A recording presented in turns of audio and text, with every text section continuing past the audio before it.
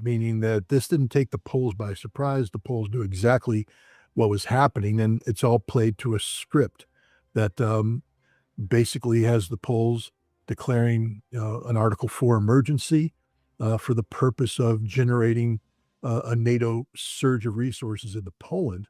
But that's just a front because the surge of resources is actually pretty pathetic. 2 Eurofighters for Britain. I'm sure the Russians are losing a lot of sleep over that one. 3 Rafales from France. Again, wow. I think there was 2 more fighters sent in from Germany. So the British, the Germans, and the French sent a total of 7 fighters. America sent 10 F-35s to Puerto Rico because of one Venezuelan alleged drug smuggling ship. So it just tells you that the Europeans aren't serious about this at all. The Poles, surged another 40,000 or 40,000 troops to the border, but that's not real military power. It's nothing. The big news here is that Ukraine now is going to be training NATO air defenses in how to intercept Russian drones and missiles.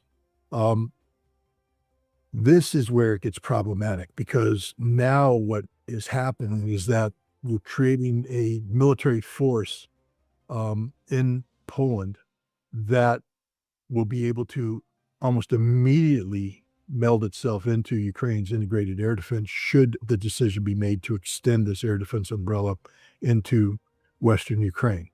In the past, one of the big blocks was you just can't plug NATO into Ukraine.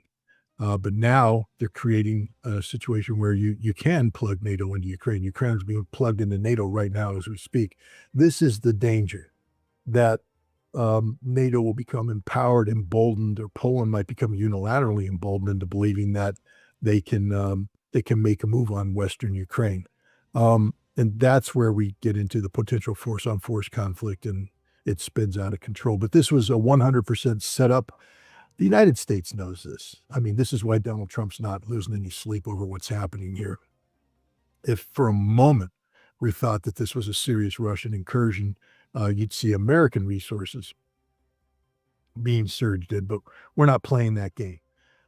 So this is a political game that everybody knows is a political game. The problem is the consequences of this political game are creating a military capability that can plug straight into a NATO military capability. Once it's finished being trained up, we'll be able to plug straight into Ukraine's integrated air defense in a seamless fashion.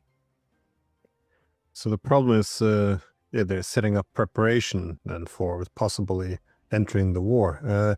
Now, often it's dismissed because the Europeans do not have that much capabilities. They can't really act without the United States. And so far, the US looks, well, it seems disinterested.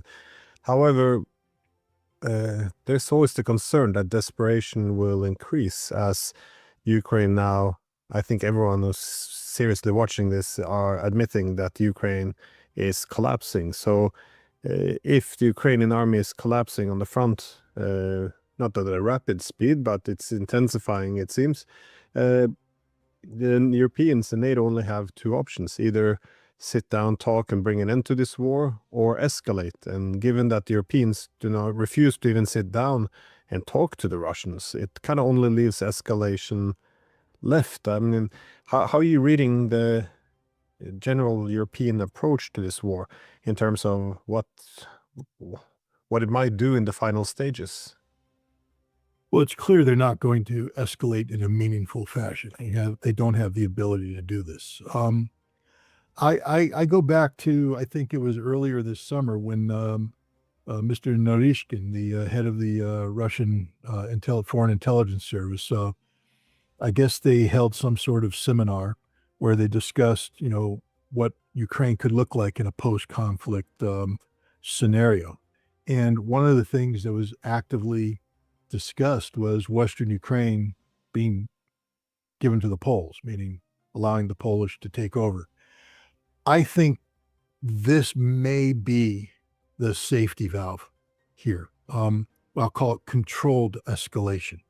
As Ukraine itself dissolves, disintegrates, you will see a retreat of Ukrainian governmental resources to the west, in Lvov and other cities, along with Ukrainian military resources, aircraft and things of that nature. At some point in time, I believe that part of the demilitarization plan of Russia is to allow Poland to extend, um, and this will be a humanitarian crisis as well, with millions of Ukrainians fleeing to the west, to create the conditions in which Poland can occupy Western Ukraine. In order to do that, Poland will have to extend its air defense into Western Ukraine. And I think that's what we're looking at here. We're looking at a scenario of a controlled collapse of Ukraine. Because now what happens? Poland will not allow a viable Ukrainian military to remain intact on territory that is under the control of Poland. So the Poles now will have demilitarization obligations to, you know, to take this equipment away from a Ukrainian military that will be, in effect, disarmed by NATO. And also denazification. If you think the Poles, especially under their current president, are going to tolerate a Banderist Ukrainian government in Western Ukraine controlled by Poland, think again. And I think this is, a politically elegant solution that Narishkin apparently was considering. Whether or not Vladimir Putin concurs or whether or not the situation will, evolve to where this becomes a possibility, it's unknown. But I don't see any scenario under which Europe does an aggressive, meaningful intervention designed to, have immediate engagement with Russian forces. What I see is Poland beginning the process of being prepared for a controlled absorption of Western Ukraine into the Polish sphere of influence. This is why you see 40,000 troops moving to the border. This is why you see talk about, air defense integration, etc. Would this just be a natural part of the disintegration then of Ukraine, or do you think it would be like the Poles and the Russians might come to a post-conflict settlement where the Russians would actually accept this, as you indicated? There's been talks about this because would this fit within a concept of a security guarantee then, if the western parts of Ukraine would be under some kind of a Polish protection, which would be a gradual absorption? Again, I think people underestimate that it's not the construct of Ukraine. It's not just the Russians who have some problems with it. The Poles, Romanians, Hungarians. There's a lot who might look to, I guess, reset some of these deals which were previously made. Well, I mean, again, that same conference where Naryshkin and company contemplated Western Ukraine falling under a Polish sphere of influence, they also talked about Carpathia going to Hungary and other territories going to Romania as well. So we're looking at the partition of Ukraine. I believe that, look, we know that Lukashenko, the president of Belarus, has said any Polish incursion into Western Ukraine will automatically bring Belarus into the war because they won't allow that. So any Polish incursion into Western Ukraine, I believe, can't happen without the Russians greenlighting up front, which means that there probably already is an understanding between Russia and Poland. That's just how intelligence services work. That there is an understanding because neither side wants World War III. Nobody's looking for a conflict, and everybody understands that this has to be a controlled demolition of Ukraine. You can't just let it come down on its own because that leads to too many uncertainties and unpredictable outcomes. The goal here would be to create the most predictable outcome possible. Europe, of course, wants to avoid this because what we're talking about is, an uncontested Russian victory, a total defeat for NATO. But the idea of letting Russia win and not having a plan to stabilize the region, I think is, especially from a Polish perspective, unthinkable. So the Poles here have to be prepared to help with the controlled demolition of Ukraine. It seems drastic, but on the other hand, to suggest that Poland is not making any plans for what's going to happen to post-war Ukraine, it does seem a bit silly. As well, you have to adjust to reality as it is. But as you suggested, the Europeans might not be on board here, though. Indeed, NATO Secretary General Mark Rutte, he still insists that Ukraine is on a path to NATO membership. He is still saying that in an eventual ceasefire, troops will be sent into Ukraine. And of course, Russia should have no veto on any of this. That even discussing a Russian veto would somehow be, or Russians say, would be ridiculous. So they're still insisting on this very maximalist stance. But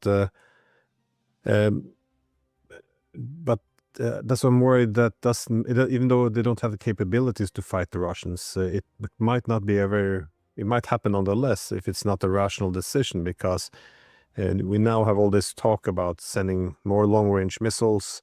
It's not fair that Ukraine has all these constraints.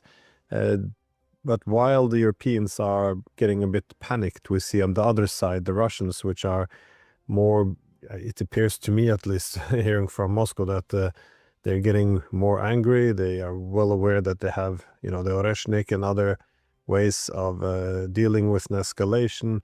And also there might be some calculation that the US is less likely to intervene if there would be a serious escalation between the Europeans and Russia. Now, how do you see this as a possibility that the Russians might, again, I'm not sure if I spoke to the Dmitry Polyansky yesterday, is the representative of Russia in the United Nations. He said that this was a Ukrainian false flag operation, but again, one can't rule out that also the Russians might be sending the West a signal. I'm not sure if that's the case, but do you see any possibility that we might be moving into a direct war, at least between the Europeans and Russia, if not bringing in the Americans? Well, first of all, we need to understand that the United States sent military observers to the Zapad 2025 exercises.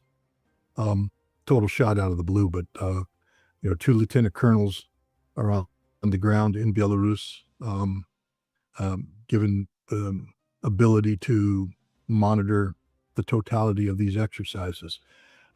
This isn't what you do if you're worried about a conflict with the United States. This is what you do when you're trying to convince the United States that, that you pose no threat. The other thing is we just have to deal with reality. Look, when my kids were told them that Santa Claus was real, and I said that Rudolph will bring the reindeer to our home, land on our roof, and Santa Claus will come down the chimney and put gifts under the tree.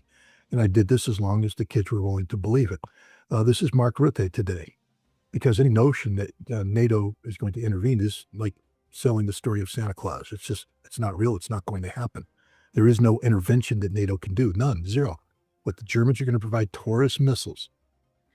That's a death sentence for Germany, and they know it. But they're not going to do that.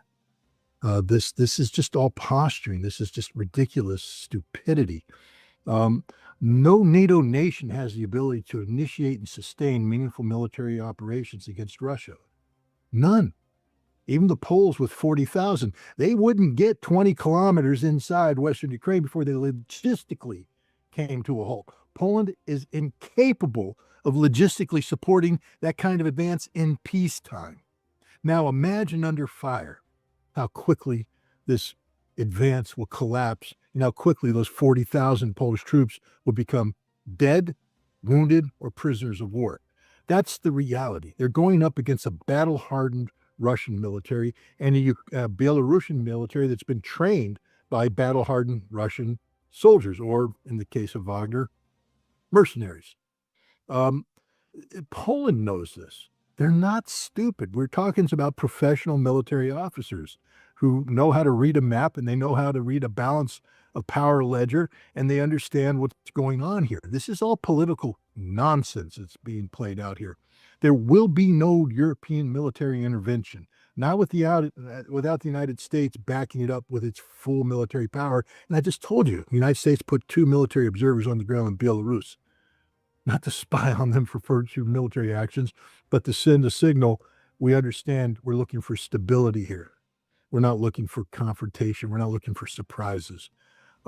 That's the reality. There will be no major European military intervention. First of all, in order to do this, you need support of your people. And I don't see support coming out of France, and I don't see support coming out of the United Kingdom, and I don't see support coming out of Germany. And frankly, I don't see support coming out of Poland either. The vast majority of the Polish people are against the concept of going to war with Russia. So this is just a fantasy on the part of Rutte, who's looking at NATO collapsing around his eyes. I mean, it's over. I said when Rutte was brought in as the Secretary General, I said he could very well be the last Secretary General that NATO ever has. And I think it's becoming more and more likely that this could indeed be the case. And he's not going to go gently into that good night. He'll go screaming, screaming, screaming. But it doesn't change the fact that NATO is a failed institution. They're not going to be able to afford the kind of repair work necessary to turn them into a credible military organization. And this strategic defeat that they will suffer at the hands of Russia will be the death knell for not just them, but for Europe. I guess my concern is that it wouldn't be either no intervention or intervention, but this incrementalism, which we've seen over the past 3.5 years, because there's always room for miscalculation, as the New York Times revealed. I think everyone knew that it was has mainly been U.S. generals running the war out of Germany, providing logistics, intelligence, the targeting, even with some of these long-range missiles being operated by Westerners. So I guess my concern is that Rutte himself believes in Santa Claus, that the Russians won't do anything in return, because we have all this gradual incrementalism and the Russians never do anything. So, But wait, Glenn, Yeah. what do you mean the Russians they killed 1.7 million Ukrainians. Yeah, They destroyed everything NATO sent their direction. This is a war of attrition. I mean, that's the mistake that Keith Kellogg and others make, because you're not getting the big red arrows on the map. Obviously, Russia's not replicating the capture of Berlin, but that's not what this war is about. This war is about achieving the military collapse of Ukraine and NATO, which is happening as we speak, because 1.7 million Ukrainian soldiers are, no longer able to fight. There's, more than 2 million wounded out there. All the equipment that NATO provides ends up in the scrap heaps, or it's rotated back into Europe to be repaired, only to come back and die again. Russia's destroyed everything. This is the 6th Ukrainian army Russia's destroying right now. The 6th time that NATO's rebuilt it. I'd say that it's quite obvious that Russia is defeating NATO across the board, hands down, no questions asked. Well, no, I hope you're right. I always hear, if they fear that the Russians would retaliate against the Taurus missiles, then suddenly you hear that, they can help the Ukraine and make their own missiles, which sounds as if they're just wiping the German fingerprints off it and redesigning a bit and then pretending it's a domestic missile. But of course, with all the drones that are being hit deep inside Russia, I just have a hard time believing that these drones are 100% manufactured within Ukraine, as the Russians will probably have discovered it. That being said, though, where do you see this war going now? I mean, you are looking at the battlefield again. One primarily looks at the numbers, in the attrition numbers in a war of attrition, but some of the changes of territory as well seem significant. Do you think the Russians are preparing a massive offensive to finish it off, or are they going to continue this incrementalism? Are they looking to cut off key nodes or logistics centers? What do you think we should expect over the next weeks? I don't anticipate the coup d'etat, that everybody's, this massive war-winning offensive. I see the Russians have a winning formula right now, and it's doing very well for them. Um, we still need to respect the fact that Ukraine has a very large military, and within this military, there are units that possess considerable combat power, and that Russia has to treat these units with respect, meaning that the last thing you want to do is do a repeat of the Soviet counteroffensive after Stalingrad, where they succeeded in surrounding the Sixth Army, but then they overshot, and that's what sent the Fourth Tank Army off. It got cut off, and everybody died. The Russians aren't in the business of allowing their units to be sacrificed in that manner.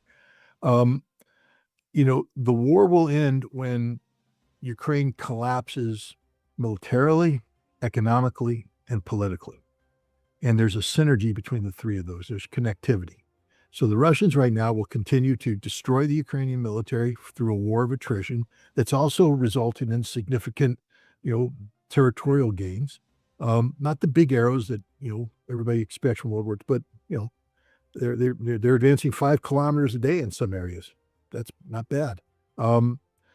They will continue the economic warfare. You're seeing that with their drones. They're taking out, critical defense industry targets, but they're also starting to hit energy-related infrastructure, et cetera. And politically, Zelensky's just in an outright panic right now, and everybody around him is in a panic. And I think what you'll see is that as the military degrades, the economy degrades, the political foundation of Zelensky's support will degrade. And at some point in time, you're going to see collapse. And when that collapse happens, then we're going to look at the potential of this controlled demolition of Ukraine, where Russia will now turn to the Poles and say, now. And then the Poles will come in and take Western Ukraine while the Russians move in and consolidate with Kiev and Odessa and et cetera. There might be some demilitarized zone between the Russians and the Poles that's agreed upon to deconflict. But this is the way I see this war going. I don't see big arrows. I don't see a major offensive designed to solve this. I see the Russians, knowing that as long as Europe is able to flood Ukraine with military resources, that Ukraine will fight to the last Ukrainian. And unfortunately for Ukraine, there's still a lot of Ukrainian manhood out there that is capable of being sacrificed on the field of battle.